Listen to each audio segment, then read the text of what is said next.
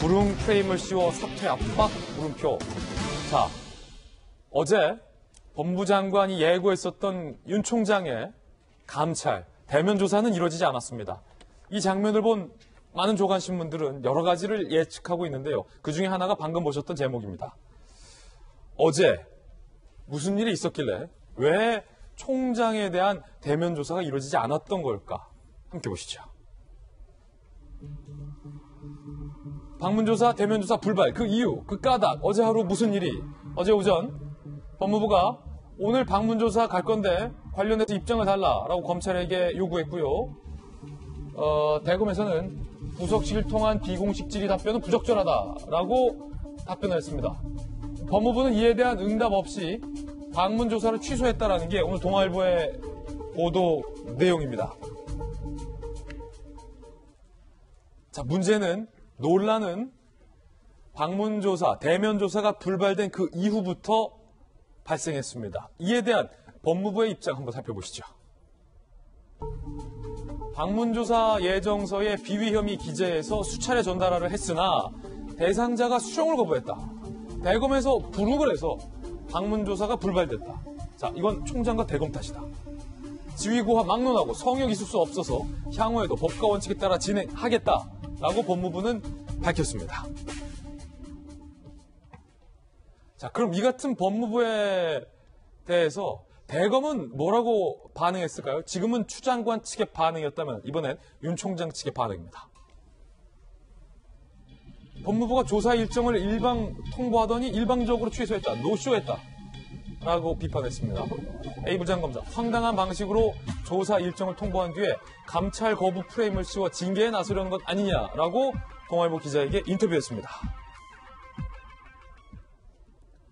방금 보셨듯이 법무부와 대검의 시각이 이렇게나 상이합니다. 법무부는 윤 총장이 불응했다, 지휘고와 막론하고 하겠다라고 그 탓을 윤 총장에게 돌렸고요. 대검에서는 이제는 일방적으로 통보를 하더니 초유의 방식으로 노쇼까지 했다. 윤 총장 함정에 빠뜨리는 것이다 라며 법무부 탓을 돌렸습니다. 이걸 바라보는 국민들은 혼란스러운데 이재명 기자, 누구 말이 맞는 거죠? 양쪽의 주장이 첨예하게 지금 대립하고 있는 거죠.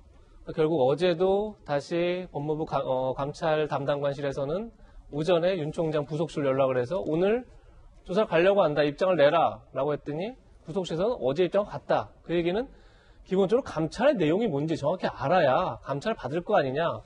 감찰 내용을 알려달라 이런 거고, 그래서 또 법무부에서는 그걸 알려주려고 가는데 너희들이 면담을 거부하고 있는 거 아니냐. 그래서 이렇게 계속 이렇게 맞서고 있는 상황입니다. 약간 지금은 신경전 양상 같네요. 그렇죠. 그런 상황에서 이제 결국 어제 감찰 조사가 이루어지지는 않았는데 결국 그 이후의 반응이 중요한 거죠. 그 이후의 반응이 법무부는 대검이 불응하고 있다 이렇게 밝히고 있습니다. 그러면서 보시는 것처럼 지휘고와 막론하고 성역이 없다.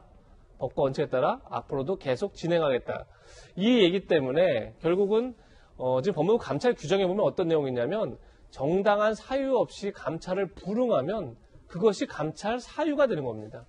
그렇기 때문에 결국은 대검에서 감찰 불응을 이유로 결국 윤 총장에게 그 불응 자체를 또 하나의 감찰 사유로 활용해서 결국은 윤 총장을 직무에서 배제하고 결국은 자진사퇴 수순으로 가는 게 아니냐, 지금 이렇게 이제 전망이 되는 거고, 물론 또 일각에서는 법무부가 어쨌든 간에 지금 얘기하는 대검에게 구체적인 감찰 사유도 공개하지 않고 계속 대면 감찰만을 요구하니까 통상적으로 어떻게 보면 감찰 사유를 먼저 얘기하고 거기에 대해서 감찰 대상자로부터 서면으로 해명을 듣고 그래도 부족하면 이제 대면 감찰하는 게 일반적인 어떤 그런 통상적인 관례인데 그런 그런 관례를 다 무시하고 무조건 대면 감찰하겠다 이렇게 나오면서 좀 법무부의 감찰이 좀 무리한 거 아니냐 이런 이제 지적이 나오니까 좀 숨고르게 한 거 아니냐 이렇게 볼 수 있지만 중요한 건 어쨌든 법무부에서 법과 원칙에 따라서 계속 감찰을 진행하겠다 밝힌 만큼 이것은 뭐 끝나는 게 아니라 앞으로 계속 더 갈등은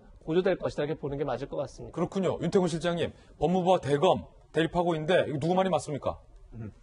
이거는 같은 현상에 대해 가지고 평가가 다른 거잖아요.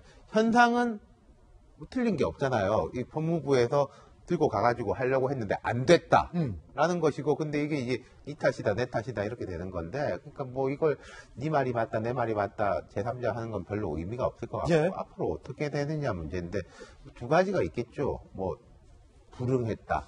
라는 식의 이제 프레임이 있는 것이고, 한쪽에서는 과하다. 이 과하다라는 쪽이 조금, 앞으로 어떻게 전개될지가 관심이 가는 게 이런 거예요. 처음에는 윤석열, 플러스 윤석열 사단, 뭐 한동훈, 뭐 과거 이제 특수통 검사들의 법무부의 대립각이라고 한다면은 지금 좀 검사 집단 전체 대 법무부의 대립각으로 가는 몇 가지 분기점이 보여요. 첫 번째 분기점이 그런 거였죠. 과거에 이제 평검사가 이프로스 검사 게시판에다가 지금 이제 문제점에 대해서 지적을 하니까 뭐 이렇게 커밍아웃 한 것이냐라고 그 평검사를 저격하는 식의 모양이 보이니까 예. 200명, 300명이 댓글을 달았지 않습니까? 검찰 조직이 2,000명이라고 하는데 300명이 실명 댓글 단 거면은 대단한 거죠. 예. 그때 그런 이제 검사 일반 대 법무부의 대립각이 보였었고, 지금 같은 경우에도 이 감찰 과정에서 뭐 우리 엊그제 방송에서도 말을 했지만은 인천지검의 형사부장을 이 감찰 쪽으로 파견을 시켜가지고 그 사람한테 조사를 시키려고 했는데 그 형사부장이 난 못하겠다. 물론 법무부는 그게 아니라고 부인하지만은 그쪽은 그렇게 말을 합니다. 해서 원대 복귀가 돼버렸어요. 그 형사부장이라는 사람은 뭐 지연이나 학연상 윤석열 총장하고는 대척점에 있다라고 평가되는 사람이었는데 그렇군요. 그 사람도 이제 못하겠다라고 돼버리고, 대검이 지금 그렇지 않습니까? 여러 인사 조치를 통해 가지고 윤석열 총장하고 가까운 사람들이 별로 없잖아요.